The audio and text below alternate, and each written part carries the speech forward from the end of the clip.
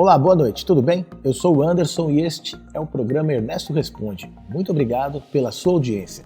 No programa de hoje, uma entrevista exclusiva com Sandra Pires. A Sandra Pires se destacou no vôlei de praia e conquistou a medalha de ouro no primeiro campeonato mundial de vôlei de praia em 96, nos Estados Unidos. Ela foi a primeira mulher da história a conquistar esse feito da medalha de ouro, junto com a Jaqueline Silva. Ela também foi medalhista de prata na edição de 2001 na Áustria. Participou de 3 edições olímpicas, obtendo a primeira medalha de ouro nos Jogos Olímpicos de 96, a medalha de bronze na edição de 2000 e participou dos Jogos Olímpicos em Atenas em 2004. Também foi medalhista de ouro no Goodwill Games de 2001 nos Estados Unidos. Foi eleita ao Hall da Fama do Voleibol Mundial em 2014. Foi eleita a melhor jogadora de vôlei de praia da década de 90. E atuou como comentarista esportiva com participação nos Jogos Olímpicos de Pequim 2008, Londres 2012 e Rio em 2016, na TV Globo e na Sport TV. Foi também embaixadora do esporte pelo Banco do Brasil.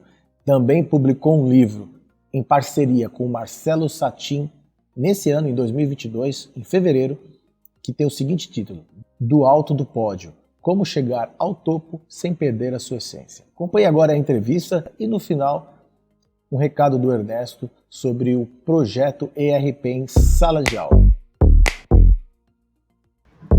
Pessoal, estou aqui com a Sandra Pires, que foi a primeira medalhista feminina numa Olimpíada brasileira.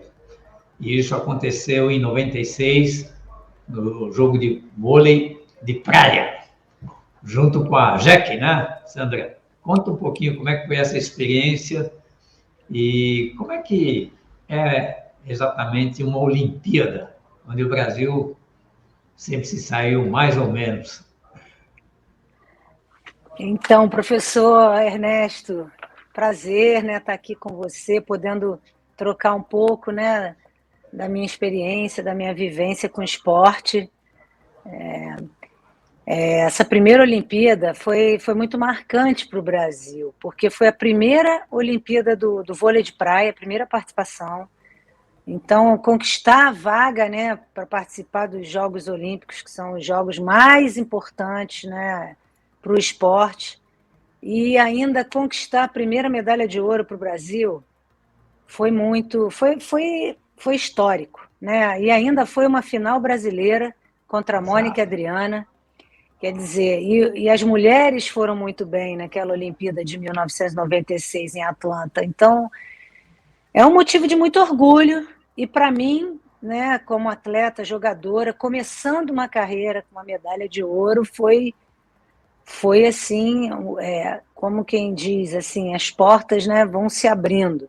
Então, e você, quando sente o gosto, né, de conquistar uma medalha olímpica, você não quer parar mais. Então, por isso que eu fiquei durante muitos anos aí, né, sempre com os meus objetivos, com as minhas metas, perseverando, e isso tudo me ajudou bastante, né? E você, na Olimpíada seguinte, você também teve medalha, e foi uma medalha importante também, né? Embora tenha sido de bronze, e foi com outra parceira, né? Isso, em Sydney 2000, eu conquistei o bronze com a Adriana Samuel, que foi minha adversária em Atlanta. Olha que loucura! Foi minha adversária e depois se tornou minha parceira na Olimpíada seguinte. Então, assim, foi sensacional essa medalha de bronze.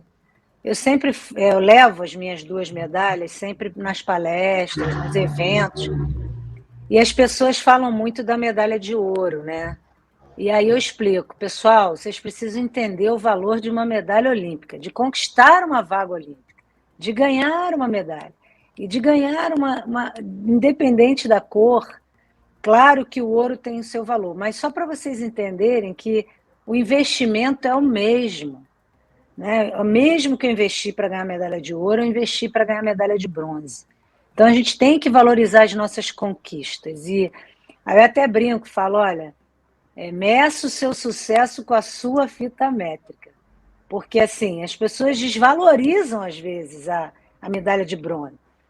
E eu falo, não existe isso, porque eu sei o que eu fiz para chegar até lá e subir no pódio.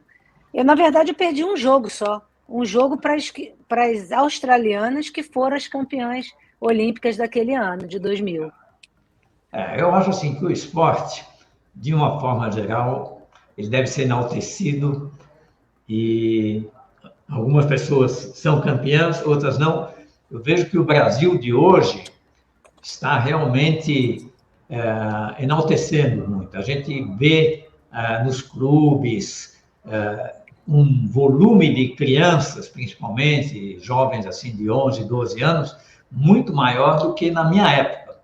Eu já estou aí na terceira idade, mas eu joguei vôlei também. E eu até tenho uma história curiosa que eu escrevi num livro que eu tenho, em que numa final de campeonato entre Paulistano e Pinheiros, minha mãe foi assistir o jogo e eu fiquei no banco o tempo todo. E quando terminou o jogo, ela foi peitar o técnico. Foi lá e falou: moço, eu paguei a mensalidade do clube e meu filho não jogou. Então, acho que essa fase é complicada, né? Você ficar na reserva e tudo, né? Mas tem que entender. Mas o vôlei de praia, ele não tem esse esquema de reserva, né? Porque, como eu li no livro, são duas pessoas, se uma se machucar tal, como é que fica? Ótima pergunta. Eu passei um pouco também com isso que aconteceu com você, Ernesto. Eu também passei, porque eu joguei vôlei de quadra, né, no início da minha carreira. Na minha geração, o vôlei ninguém começava pela areia, começava sempre pelo vôlei de quadra. Então tem essa coisa do técnico te corta. Eu fui cortada de uma seleção carioca. E a minha mãe também, ela ficou com aquele ranço do técnico, né? E não gostava dele. E aí depois eu falei, mãe, foi uma maravilha ele ter me cortado. Porque aí eu mudei depois para a praia e tive muito mais sucesso. Então, assim, nada acontece por acaso. Eu falei para ela. Mas eu entendo, para o pai que vai assistir, quer ver um pouquinho do filho, e ele ficar só no banco, os pais têm que fazer um curso para entender que faz parte do negócio. Faz parte do negócio. É triste, mas faz parte, né? Me fala o seguinte, o futevôlei e o beach tênis ainda não estão, né, como Jogos Olímpicos? Não. E são duas atividades, o brasileiro, principalmente, no futevôlei, é muito bom, né? A gente tem visto muito. Aqui em São Paulo, nas ruas agora, assim, que antes tinha uma loja ou alguma coisa, um estacionamento, a gente está vendo várias quadras, e o interessante dessa quadra, né, é que ela serve exatamente para os três esportes. Então, eles ficam sempre, hora jogando vôlei de praia, hora jogando beach tênis, hora jogando futevôlei, e são três esportes bem interessantes.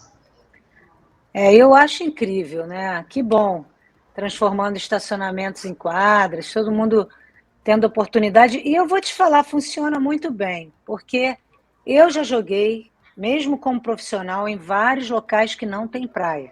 Jogava todo ano em Goiânia, no estacionamento de um shopping. Já joguei várias vezes em São Paulo, acho que no Pacaembu. Fizeram também uma arena linda. A sensação é de que está na areia, que você está ali naquele ambiente aberto. Então, se você construir as quadras bem feitas, com as camadas certas, você tem uma quadra ali para sempre e que drene bem a água, porque a areia da praia ela drena muito rápido. E a areia, quando não tem um cimento embaixo, você tem que fazer as camadas certas para poder drenar e fica igual. E o clima é muito amistoso, é um clima animado, de estar ali sol. Eu acho fantástico o que está acontecendo aí com São Paulo. E, além disso, é um jogo que, quando só precisa de duas pessoas, também é mais fácil de você conseguir um parceiro e jogar contra outras pessoas. Sem dúvida, isso aí tem enaltecido muito esses esportes mais simples, né? E depois que você encerrou, vamos dizer assim, a carreira olímpica, você se tornou também comentarista. E o que você fez assim de importante? Então, depois que eu parei de jogar em 2009. E aí é uma fase muito difícil, né? A aposentadoria para o atleta. A gente fala que o atleta morre 2 vezes.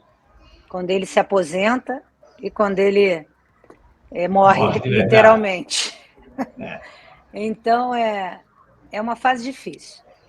E eu acho até que eu fui um pouco precipitada. Eu podia ter ainda jogado mais uns 4 aninhos ali. Eu encerrei com 36 anos, eu podia ter encerrado com 40, porque eu não tinha nenhuma lesão grave, assim, porque a lesão, ela te tira realmente do páreo, você não aguenta, chega uma hora que você não aguenta. A gente tem o exemplo do Guga, chega uma hora que você não aguenta e você não tem idade, você se aposenta a hora que a dor te supera ali, supera os limites e você não aguenta. Então eu não tive isso. E quando a gente não tem isso, a gente vai empurrando. Só que eu, ali na minha escolha, acho, de parceria, nas minhas decisões daquele ano ali, não foram legais, então eu acabei achando que não estava legal, eu não estava bem, como eu sempre me senti todos os anos. E aí eu falei, eu acho que está na hora de parar. E as parcerias já estavam feitas, não tinha ninguém para eu poder. Só que eu tinha que ter esperado um pouquinho, ter saído de cena e poderia ter esperado, porque muita coisa acontece.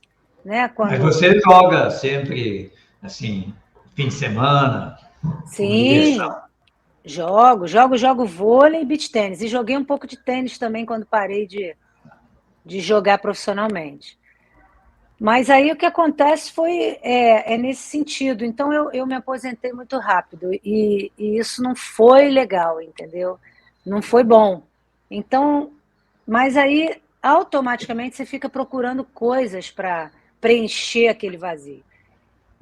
Aí eu fui estudar, porque eu queria muito fazer a universidade, que eu não tinha, porque também na minha época não tinha ensino online. Na minha época, quando eu ganhei medalha de ouro, não tinha internet. Então era um outro momento. Eu tive que realmente, aos 17 anos, quando eu prestei vestibular, eu tive que escolher entre o vôlei ou dar sequência à carreira universitária.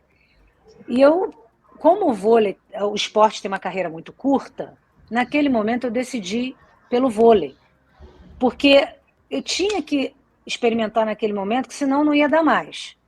E a universidade podia esperar um pouquinho. Então foi o que aconteceu.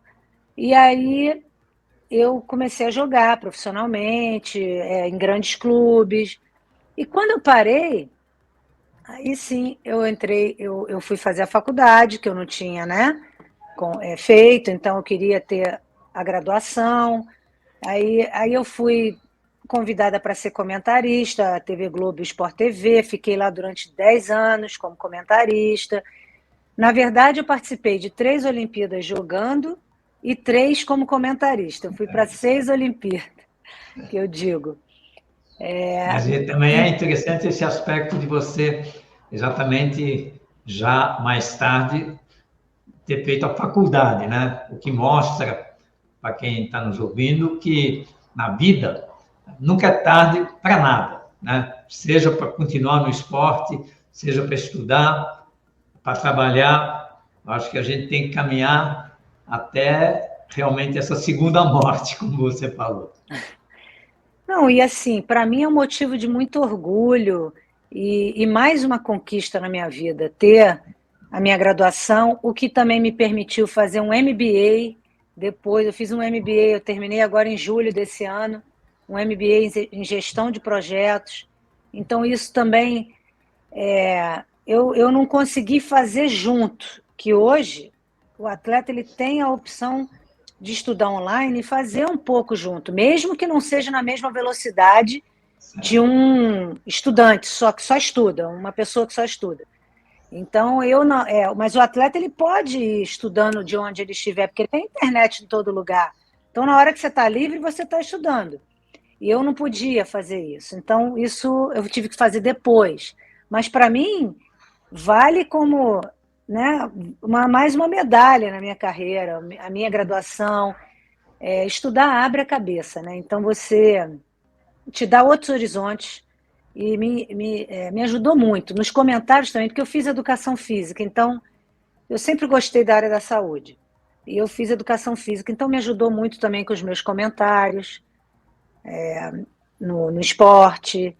E aí também me tornei embaixadora, também ali em 2010, e o projeto acabou agora em 2022, quer dizer, eu fui durante 12 anos embaixadora, e agora eu tenho uma parceria com a Estácio, que foi onde eu me graduei. Então eu tenho tipo uma embaixadora também da Estácio, que foi a universidade que eu me formei, e fiz essa parceria lá em 2014, antes até 2010. Quando eu entrei para a universidade, finalizei em 2014. E até hoje a gente tem essa parceria também. Eu estou sempre fazendo lives, agora é lives, né? Palestras e trocando, né, com os alunos, porque são muitos alunos que a Estácio tem, e falando dessa transição do esporte, dessa integração junto também com a educação, enfim, e é o que eu tenho feito também nesses últimos tempos. E você vê, essa questão, nós também temos uma parceria com as faculdades do projeto RP em Sala de Aula, onde a gente fornece exercícios para o aluno estudar. Você vê que a tecnologia, ela está muito ligada, né, ao esporte, e que são duas coisas que eu amo, tanto a tecnologia como o esporte.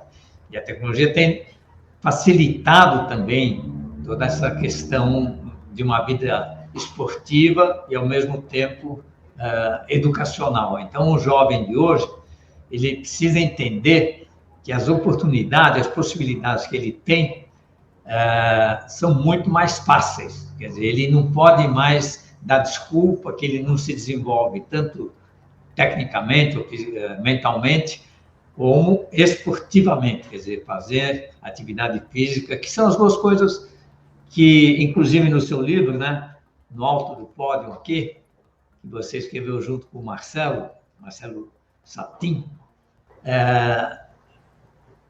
e que eu gostaria também de falar um pouco sobre ele, em que você enaltece, né, exatamente essa forma de viver, uma forma de viver completa, em que a pessoa se dedica à saúde e à questão do conhecimento. Aí você fala, quer dizer, junto com o Marcelo Satin, você fala bastante sobre todo esse desenvolvimento que a pessoa deve ter na vida, né? Estudar, procurar realmente uma profissão.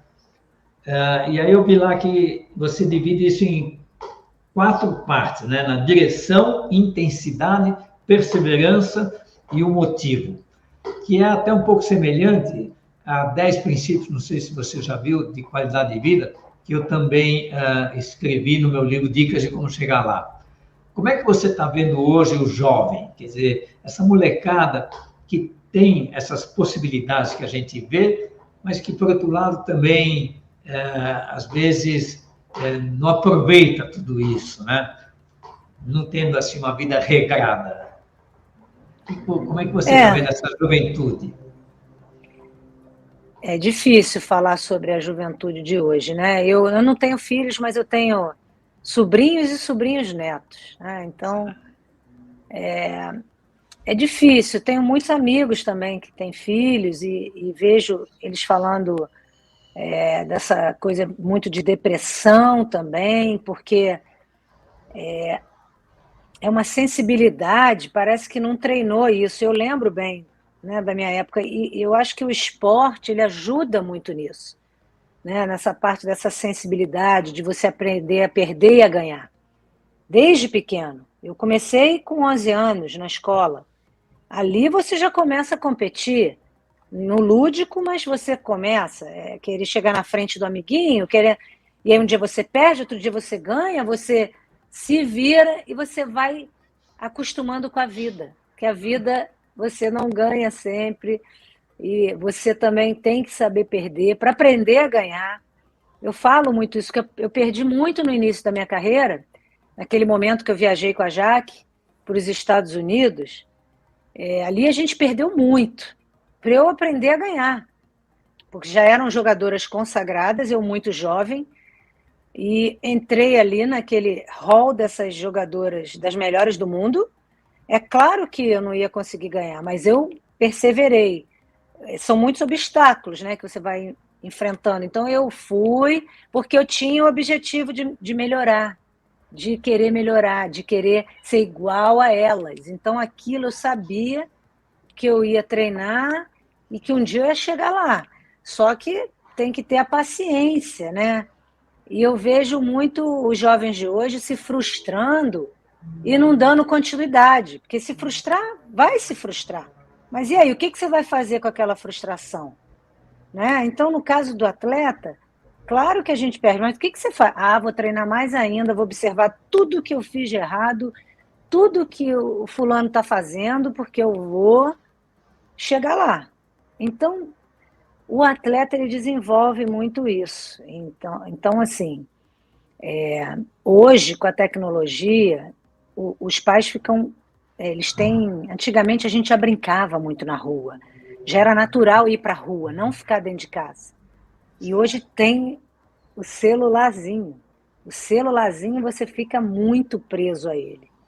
Né? Então, isso dificulta esse outro lado. Você tem acesso à informação, é tudo mais fácil, você pesquisa o que você quer, você tem informação até demais. Então, você não vivencia esse outro lado da rua. Então, os pais têm que forçar isso. Né? E é difícil, por quê? Todos os amiguinhos estão ali. Na os pais, eles hoje têm uma dificuldade, porque tem que levar para a rua, levar para a praia, brincar junto e fazer a criança se interessar por aquilo também, não só pelo celular, né? Que é complicado isso. E por isso que eu acho que a gente deve, de todas as formas, procurar incentivar competições. Quer dizer, fazer a criança, ou jovem principalmente, participar de campeonatos. Mesmo porque é evidente que não vai participar de um campeonato paulista ou um jogo que vai sair na televisão, mas o simples fato de você ver hoje nos clubes, principalmente, campeonatos de futebol, vôlei, tênis, basquete, isso faz com que essa sensação de vitória e derrota incentive, né, o jovem a participar e aí a treinar também. Porque, assim como você participou de uma Olimpíada, às vezes, a mesma emoção que você sentiu lá em ganhar uma medalha de ouro, um jovem que ganha um campeonato no clube lá, seja contra um adversário mais forte, um jogo emocionante, a sensação é a mesma, né? A sensação de vitória é realmente muito importante no fato de a pessoa continuar treinando e para efeito de saúde, a prática esportiva é fundamental. Com certeza. Eu sei que no meu nível de alto rendimento, a gente treina muito, desgasta bastante a musculatura, mas, ao mesmo tempo, a gente também se protege, faz muita, né, parte física, uma coisa equilibrada, musculação, para você ter saúde para poder usar o máximo. Então, assim, é diferente o nível, mas a prática esportiva, o exercício físico, a atividade física é fundamental para você ter energia, né, para fazer as coisas. Eu sou suspeita, né? Não dá nem para falar disso. Eu sou atleta olímpico uma vida inteira, mantenho hoje em dia os mesmos hábitos que eu tinha praticamente de quando atleta, só não treino a quantidade que eu treinava. Só isso, mas eu não fico sem. A gente começou até essa conversa offline eu falando que eu não fico sem jogar, sem praia, sem sol, sem ter esse meu lado da vida, que é o que eu fico feliz da vida, né? De ir na minha praia, de jogar vôlei, beach tênis também, que agora eu pratico muito. Então, assim, e as minhas amizades vêm dali. Então, é muito legal. Realmente, são hábitos, né? Aí eu vou até um pouco além, quando você é um atleta olímpico, você carrega valores, né? E esses valores você leva para a sua vida, porque você fez muito para chegar ali. Exato. E tem as fases. Claro que eu passei por essa fase que eu ganhava a competição da escola, já era muito prazeroso. Aí cada vez eu fui gostando mais, né? Aí você ganhava a competição estadual, depois você ganhava a competição mundial, para chegar no nível olímpico. Mas já era muito gratificante, mesmo quando criança, ganhar minha primeira medalhinha que eu ganhei, eu tenho foto, é fantástico, é uma vida, é um mundo à parte. Realmente, quem pratica esporte, conhece esse lado, é um mundo à parte. E hoje também, por exemplo, o beach tênis, eu acho que ele tem a grande vantagem que ele é um esporte muito fácil, né? Porque, por exemplo, o futebol já é difícil. E desanima, às vezes, a pessoa, né? Principalmente quem está começando, quando ela vai fazer um esporte, quando ela não consegue jogar, né? O vôlei de praia é relativamente fácil também, mas pelo menos também você tem o tênis, também é um esporte difícil, né? Até você Dificílimo. conseguir jogar. Agora, o beach tênis é um esporte que é extremamente fácil. Eu vejo assim pessoas que começam a jogar, em uma semana já está pelo menos fazendo a bola aí vir, que é o que anima quando você vai fazer um esporte. Então, isso é muito importante também. É verdade. O vôlei é um pouco mais difícil porque a rede é alta. No feminino é 2,24 e no masculino é 2,43. Então, requer o salto. E esse approach, que é você saber a hora que você tem que partir para atacar, com a trajetória, você fazer essa aproximação da trajetória da bola vindo para você fazer o ataque, aí tem que coordenar o salto com a distância da bola, o levantador tem que também colaborar, de botar a bola certinha, isso se deslocando na areia, que te desequilibra, e assim, a quadra fica grande, mesmo, imagina, Ernesto, eu já joguei com a quadra, quando eu ganhei minha medalha de ouro, era 9/18, e aí depois eles perceberam, porque o vôlei de praia foram muitas mudanças ao longo desses anos. E eles perceberam, né, que jogava dupla. E aí eles diminuíram a quadra, porque era tudo muito comparado ao vôlei de quadra. Certo. A mesma altura da rede, o mesmo tamanho da quadra. Só que na quadra, o vôlei de quadra tem 6. Tem 6 pessoas. Aí eles diminuíram a quadra do vôlei de praia, virou 8/16. Então, aquilo também mudou um pouco o jogo e deu uma realidade, realmente, para o vôlei de praia muito melhor. Mas então, você sabe assim, que você está falando isso? Eu acho que tanto no vôlei como no basquete, eu joguei os dois, e eu sou baixinho, eu tenho 1,69. Então, eu sempre não me conformava, porque quanto você tem de altura? 1,75. Não é tão alta assim, mas no masculino, outro dia eu fui jogar, tinha um camarada lá de 2,15, 2,15. Aí eu sempre defendia, e o pessoal achava um absurdo, de que no vôlei e no basquete devia ter também categorias não só por idade, que a idade é importante, mas eu acho que a altura é mais importante ainda. Embora no vôlei, às vezes, o levantador pode ser baixinho, né? Eu sempre fui levantador. Mas ter exatamente a diferença de altura da rede, porque eu nunca consegui cortar, eu não alcançava lá a altura da rede. Assim como no basquete, o camarada que tem 2 metros e pouco, ele simplesmente coloca a bola na cesta. Ele não terra, né? Em terra. Em terra, é. Essa é uma ideia que eu já conversei com várias pessoas e algumas pessoas acham até a ideia boa, essa questão. Porque essa questão de classificação nos campeonatos, né? Eles levam muito em consideração a idade e tal, e nunca levam em consideração exatamente o porte físico da pessoa, né? Mas é uma coisa importante a gente explicar para a juventude que o esporte independente de você ser campeão ou não, é evidente que ser campeão dá todos esses prazeres que você sentiu na vida, ele é fundamental para a saúde e principalmente, aí é uma coisa que eu posso falar porque eu estou com 79 anos e jogo, faço esporte todos os dias, faça sol, faça chuva, eu nado, eu faço musculação, eu jogo beach tênis. Isso te dá uma saúde e uma sobrevida muito grande. Então, essa que eu acho que é a principal mensagem que nós devemos deixar aqui para os nossos jovens. Pratiquem esporte. Esporte é saúde. E ainda complemento um pouquinho, além disso tudo que o senhor falou, é o lado social também. Você, quando pratica esporte, você tem muitos amigos, porque não tem gênero, cor, raça, condição financeira, ninguém quer nem saber, principalmente na praia, que a praia é muito democrático. Então, chega o menino, aqui no Rio a gente tem muitas favelas, chega o menino da favela, chega o outro com motorista, e ninguém está nem aí, sabe jogar? Então, vamos embora.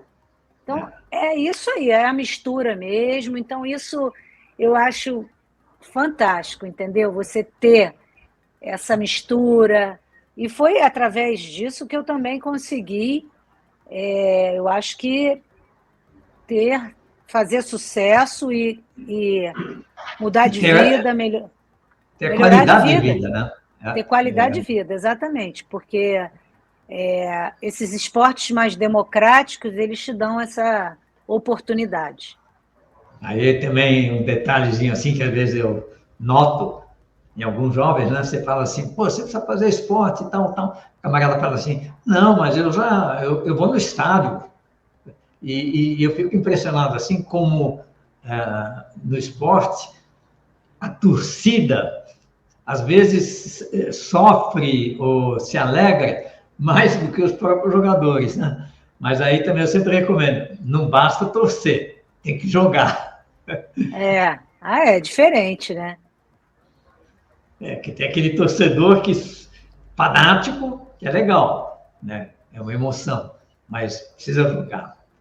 Eu prefiro até que o torcedor tenha praticado, porque aí ele vai entender exatamente a dificuldade e vai torcer de uma forma mais correta, né? Porque ele sabe da dificuldade.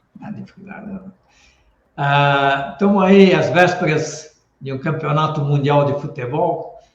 Dá seu palpite aí sobre o Brasil. Eu acho que o Brasil ele é muito habilidoso. O brasileiro ele tem raça, disposição, né? Eu acho que se a gente jogar com coletivo e estar bem treinadinho, a gente vai sempre ter sucesso, né? Tá na alma do brasileiro, né? Como eles gostam de falar, o futebol não é nem esporte, é uma religião. Então, assim, os jogadores, eles têm que conseguir, eu acho que nesse momento, eu falo isso porque eu também sou ex-atleta olímpica, então é uma coisa que mexe muito, uma Copa do Mundo mexe muito, né? Tem um glamour, como uma Olimpíada, que acontece de 4 em 4 anos, e aquele glamour, e você tem que ter um mental muito forte. Então, esses jogadores, né, que a gente que é brasileiro, a gente quando tem uma oportunidade dessa, é quase que uma oportunidade única de participar de uma Copa do Mundo, para mim, participar de uma Olimpíada. Então, diferente um pouco, né? Não é um estilo de vida, é uma oportunidade de vida. Então, você vai com tudo e às vezes você acaba atrapalhando o seu desempenho, o emocional atrapalha o seu desempenho, porque você fica pensando naquela cobrança, eu tenho que conseguir, porque senão eu não vou ser ninguém, se eu não conseguir, vai ficar todo mundo desapontado. Isso é uma coisa bem difícil de lidar nessas grandes competições, sabe? Então, eu acho que a gente já vem um tempo que os atletas brasileiros, eles vêm, independente da modalidade, se preocupando mais com o lado mental. O que também na minha época era vai mais na raça mesmo e na experiência do teu parceiro, enfim, porque não tinha tanto esse treinamento mental, essa troca, né, essa conversa e é isso, a torcida cobra muito. Imagina no futebol. Eu tenho até pena desses jogadores. Tenho pena desses jogadores, porque é uma cobrança muito forte, entendeu? Só que eles esquecem de olhar a trajetória toda que foi feito para chegar até ali. E se ali não foi tão bem, não for tão bem, faz parte. Vai para a próxima. Não tem Isso muito tem, isso. tem até a ver com esses 4 pontos que você exatamente coloca junto com o Marcelo no livro, né? Quer dizer, na vida, a gente tem que ter exatamente metas e objetivos, o motivo, né? Por que que...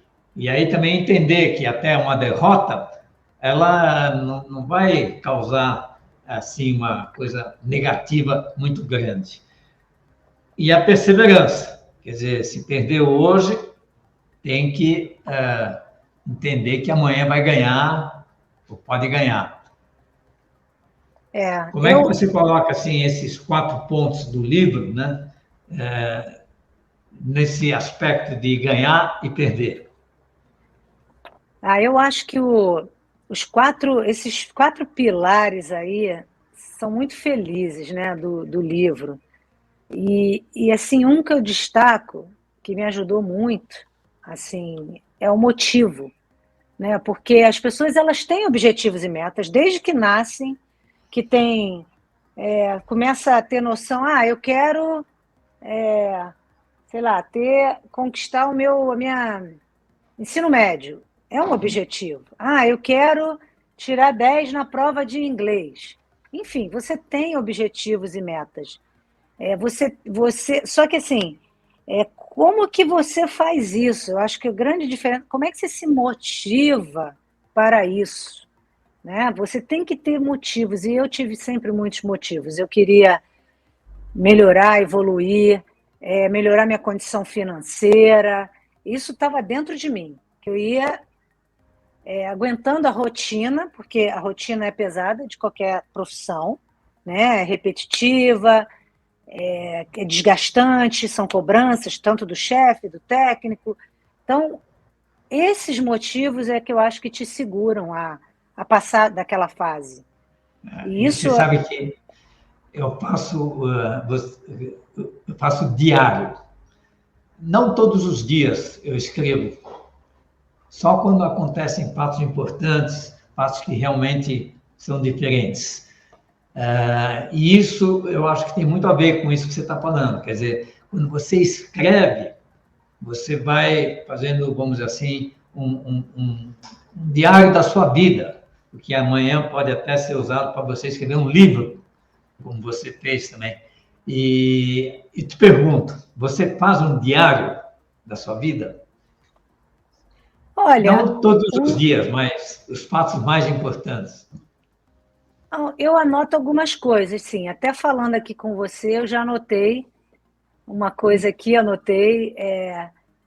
Tudo que eu realmente eu percebo, né? É importante a gente... Eu marco, eu leio o livro, eu sublinho o livro e tento entender aquilo ali, né? Do que está sendo falado, mostrado.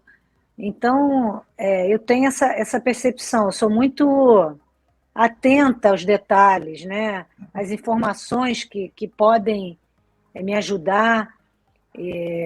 Sou muito organizada, né? Então isso também ajuda você viver melhor. Acho que me dá uma tranquilidade, né? Me dá uma segurança quando você tem as coisas mais organizadas. E essa coisa do motivo que a gente estava falando, do objetivo, metas, e o principal também é a intensidade, né, que você coloca nas coisas que você vai fazer, porque, é claro, se você vai fazer musculação uma vez por semana, não vai te ajudar muito. Você tem que, no mínimo, fazer 3 vezes por semana. Aí você vai, né, alcançar. Você quer aprender uma outra língua? Se você vai estudar uma vez por semana, você vai levar Não é que você não vai aprender, mas vai levar anos e anos e anos e anos. Você quer botar o objetivo de aprender em 3 anos, você vai ter que fazer mais aulas. Então, isso tudo, né, e vai te ajudando a você a lidar. Eu acho que esses 4 pilares, eles, se você consegue segui-los, você consegue passar muito por essa derrota e vitória, lidar com isso no dia a dia, entendeu?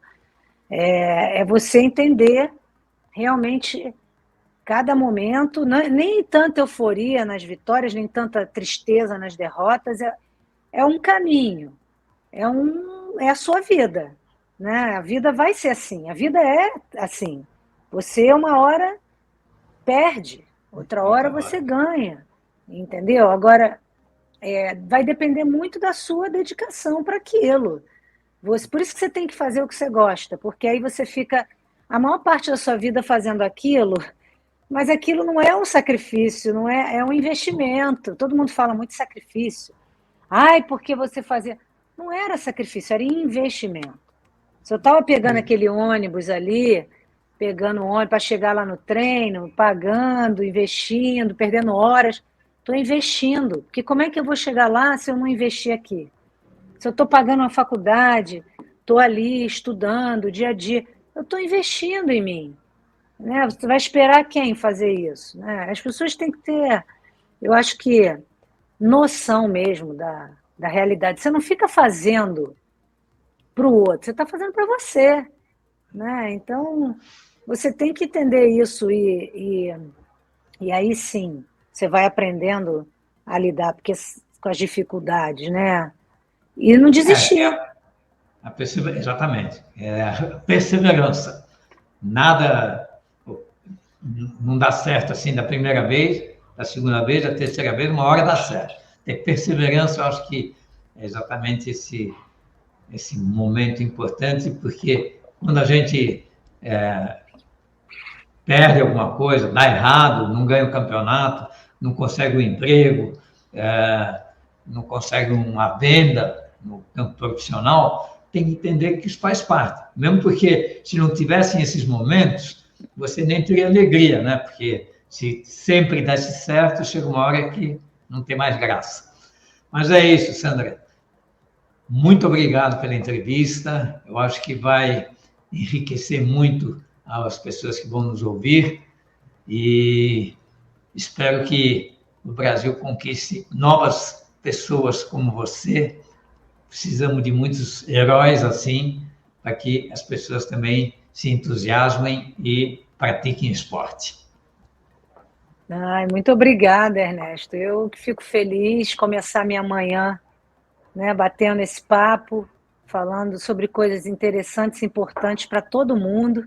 Espero que as pessoas que assistam fiquem felizes, né?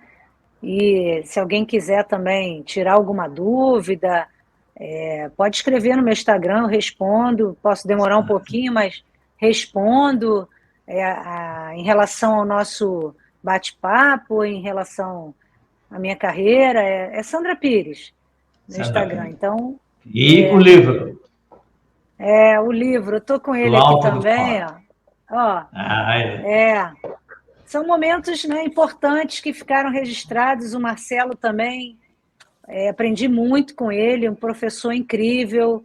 Ele está estudando na Austrália, está fazendo PhD na Austrália, então é um cara dedicado que praticou esporte, pratica também, ele joga beach tênis, jogou muito vôlei, então ele realmente é muito interessante, sabe? Porque ele tem uma disposição, uma alegria para trabalhar e me ajudou muito, aprendi muito com ele. Então, sou super grata e o livro foi uma parceria muito feliz. Sem dúvida. Que escrever um livro fica eterno. Daqui a 100 anos, alguém vai se lembrar de você. É verdade, muito legal. Foi um presente também para mim poder fazer essa parceria. Quando ele me convidou e eu percebi a ideia, eu topei de cara. Eu falei, tem tudo a ver comigo, vamos nessa. Entendeu? Vamos nessa. Muito bem. Muito obrigado, então. E vamos nos vendo por aí. Um beijo. Obrigada. Alô. Muito boa a entrevista com a Sandra Pires. Tudo que foi falado, as referências, você encontra aqui, no descritivo desse vídeo. Tem um caminho também, caso você tenha interesse, para adquirir o livro Do Alto do Pódio, sem perder a sua essência. Agora o recado do Ernesto sobre o Black November do projeto ERP em Sala de Aula.